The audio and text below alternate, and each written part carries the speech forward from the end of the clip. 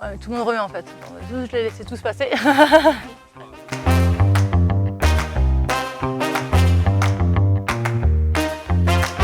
Je suis Graciane, du coup je suis la fondatrice de l'association Secondaire. Je suis éducatrice, je travaille auprès de la public de la précarité depuis plus de 15 ans.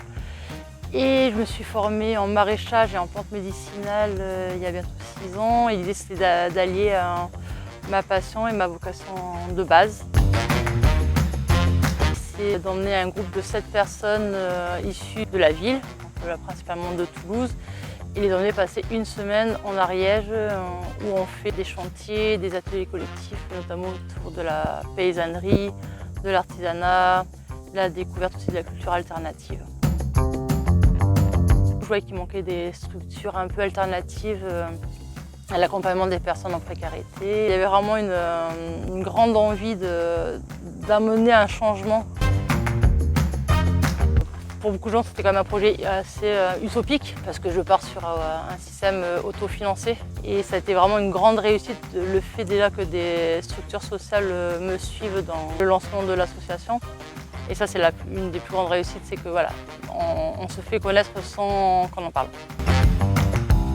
Ça nous apprend aussi à être humble, en tout cas en accompagnant ces personnes et leur parcours de vie. Ça nous permet aussi de relativiser sur notre résistance. Voilà, je crois que le plus grand enseignement, c'est avec eux que je l'ai quand je fais nos séjours. On avait un beau bébé, mais on ne savait pas quoi en faire.